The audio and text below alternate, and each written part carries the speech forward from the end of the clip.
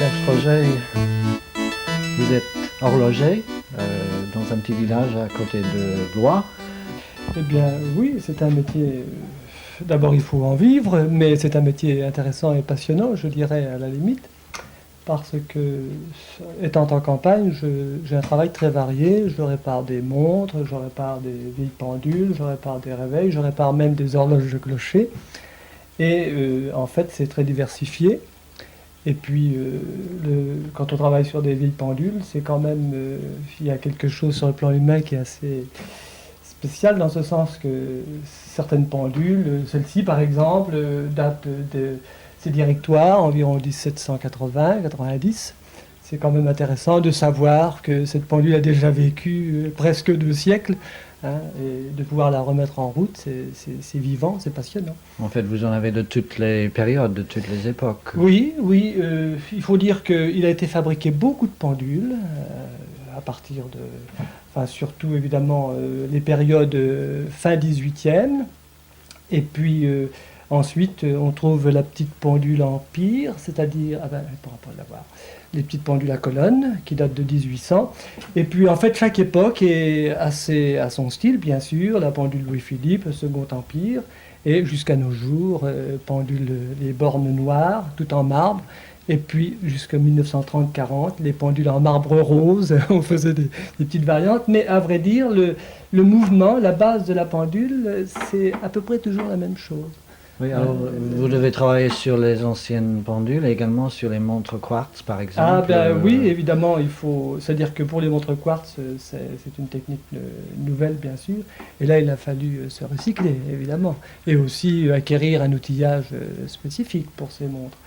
Mais hormis ça, je fais, oui, bien sûr, des montres mécaniques. Enfin, je fais tout ce qui se présente, hein, Oui. tout ce qui se présente. Je travaille uniquement pour une clientèle particulière. Disons que pour ce qui est des vieilles pendules, en général, il faut noter que soit qu'elles proviennent quelquefois du château de Blois, ou alors de certaines vieilles familles bourgeoises qui ont eu la chance d'hériter de leur famille des vieilles pendules. Parce qu'il faut noter que vers 1780, 1800, 1820, c'était quand même l'horlogerie, ça a été la première mécanique. Et en fait, c'était pas à la portée de toutes les bourses d'avoir une pendule dans sa maison.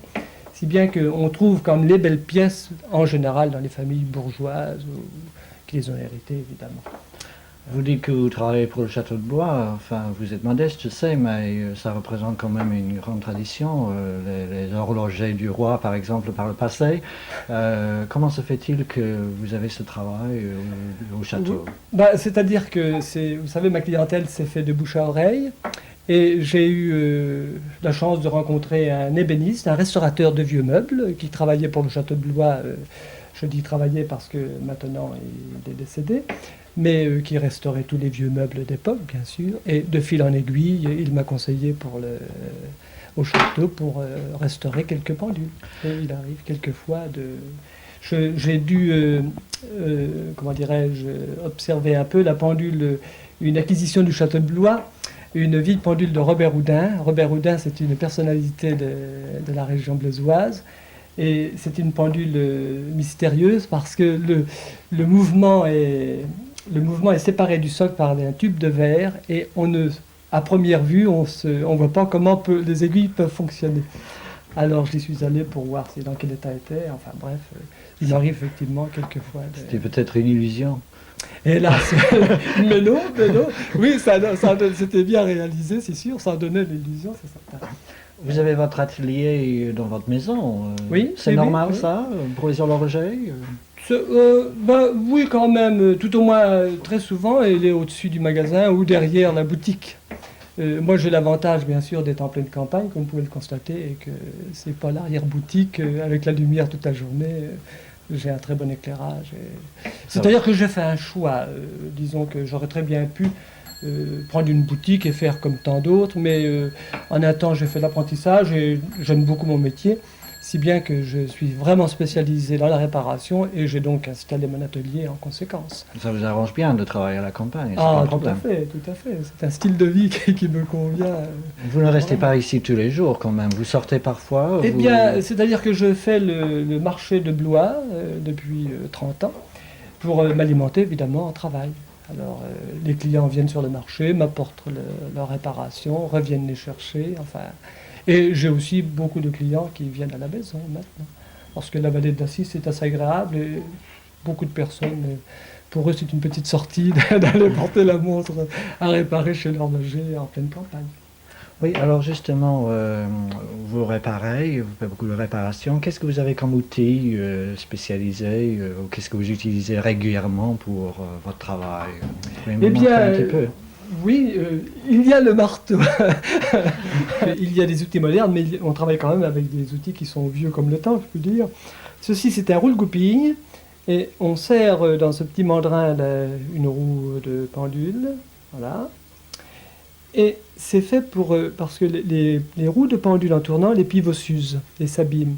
Alors il faut les rectifier.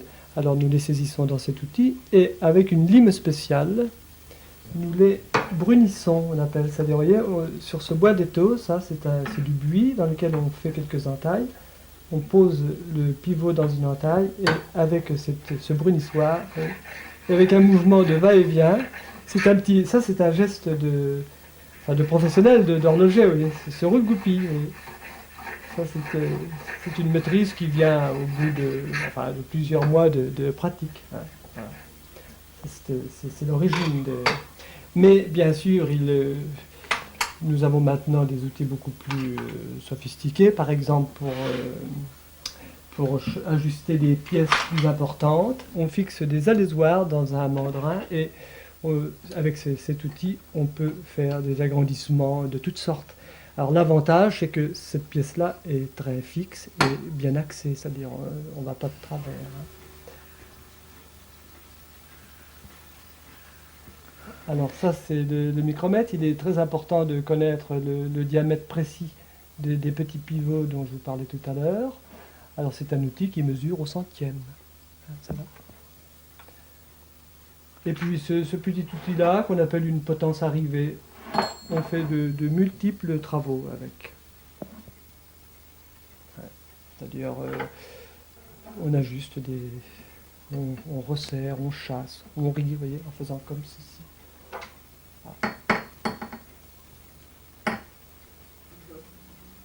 Voilà. Voilà.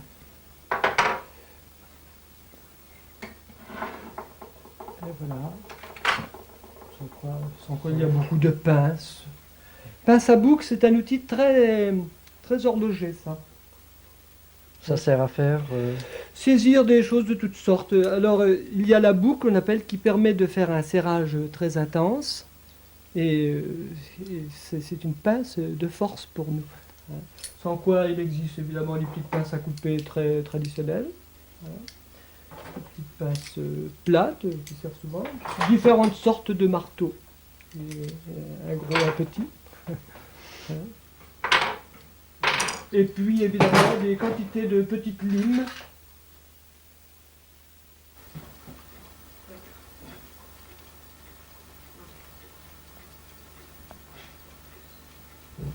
Alors cet outil s'appelle un tour à pivoter. C'est un outil qui sert à repolir les pivots de montre, comme je vous ai fait voir tout à l'heure avec les pivots de pendule. Sauf que là, évidemment, c'est beaucoup plus petit. Et dans l'horlogerie moderne, ça sert assez peu, mais dans les montres anciennes, c'est indispensable. Alors, on fixe la roue sur ces broches. Et le moteur, c'est cet archet qui fait tourner un petit levier qu'on engage dans les bras de la roue. Et par un mouvement simultané, on arrive à repolir les pivots. Là aussi, c'est un petit geste qui s'acquiert avec le temps. Et c'est un outil indispensable pour faire de la restauration en vieille montre d'autrefois. Alors ces outils-ci... Eh bien là, c'est l'établi pour réparer les montres. Pour les montres, les outils sont plus petits, aussi tout un jeu de tournevis. Ici, il s'agit d'un petit huileur automatique pour huiler dans les endroits très très petits des montres, qui fonctionne avec une pompe. Et puis là, ce sont des boîtes à huile aussi. Ceci, c'est un petit manège pour mettre les montres démontées pour les passer ensuite dans une machine à nettoyer aux ultrasons. Et puis là, on arrive aux appareils de réglage. Alors en posant la montre sur ce chevalet, on obtient ici son diagramme de marche et on peut faire des réglages à la seconde, en 24 heures, en faisant des modifications sur la montre. Alors évidemment, il y a la montre mécanique, mais on règle aussi les montres à quartz avec ces appareils-là, au centième de seconde. Et puis cette partie-là, c'est une alimentation qui sert spécifiquement pour les montres à quartz, de manière à avoir la tension nécessaire pour le fonctionnement.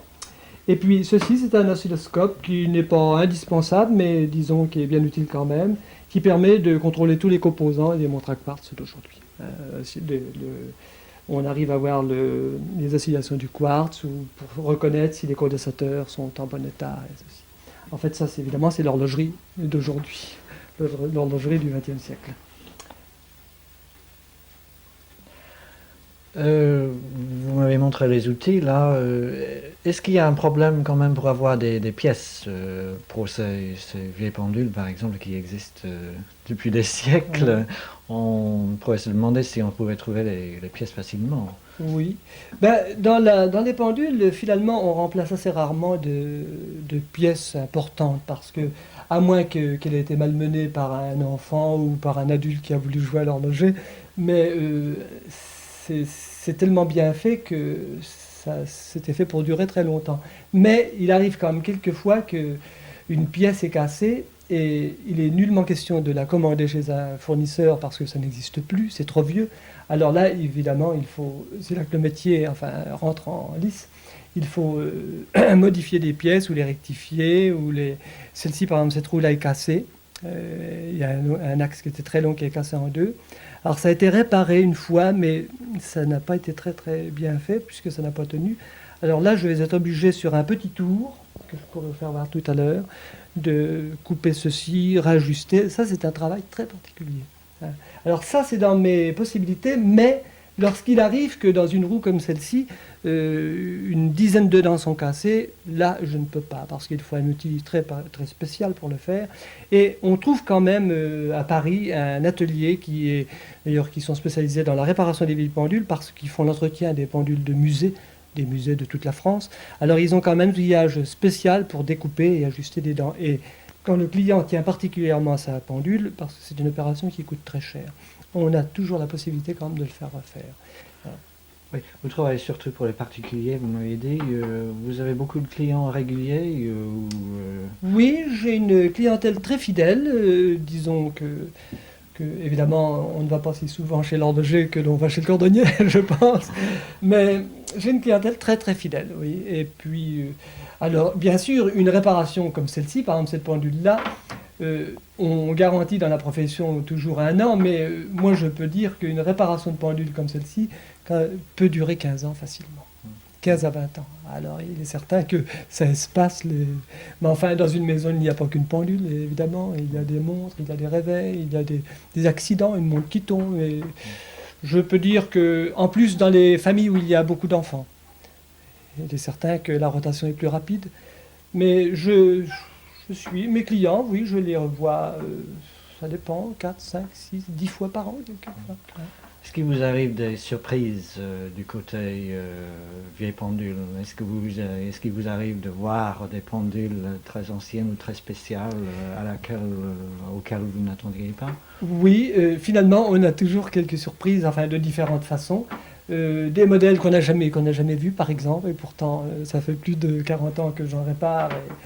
Alors, c'est toujours évidemment un petit moment de surprise parce qu'il y a tant de pièces qui sont semblables, mais un petit détail les fait se différencier des autres. On constate quelquefois aussi, on voit des marques, des signatures intéressantes. Je vais vous faire voir. Et sur celle-ci, par exemple, elle est spéciale. Au lieu d'être toute ronde comme là, ici c'est coupé. Alors bon, ce modèle-là, on le voit pratiquement, enfin on le voit pas souvent, hein. Alors c'est quand même une surprise. D'autre part, les horlogers d'autrefois avaient la coutume de noter sur les ressorts les dates de réparation. Alors c'est toujours un petit moment d'émotion, si je puis dire, quand j'ouvre une boîte où le ressort est logé et que je vois 1810, 1820 ou 1790, le plus vieux que j'ai trouvé. Là, c'est un petit peu, enfin c'est passionnant, si je peux dire.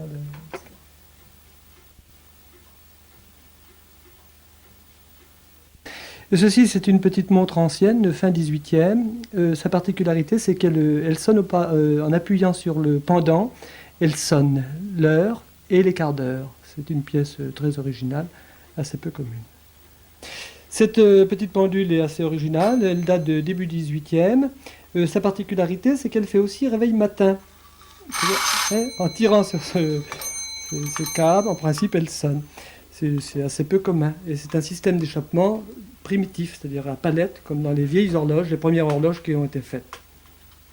Voilà. Là, il s'agit d'une pendule de voyage de fin 19e. C'est assez récent, bien sûr, mais c'est une très belle fabrication. Et la boîte avec les glaces. Et en appuyant sur ce bouton, la pendule sonne. Alors la nuit, autrefois qu'il n'y avait pas d'électricité, il était très pratique pour avoir l'heure d'appuyer et de faire sonner au passage. Je vous vois.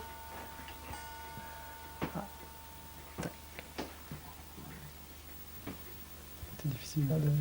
Vous avez des livres spécialisés que vous pouvez consulter pour Oui. identifier, pour Oui. dater? Oui, il existe le dictionnaire des horlogers, français, mais aussi étrangers. Alors évidemment, c'est un outil précieux qui permet d'identifier très rapidement l'authenticité d'une pièce et son époque, évidemment. C'est la pendule, évidemment. J'ai retrouvé avec précision la date précise de la fabrication à quelques années près, puisque une carrière d'horloger, ça peut s'étaler sur 20, 30, 40 ans. Mais c'est quand même un outil très intéressant et précieux. Bien.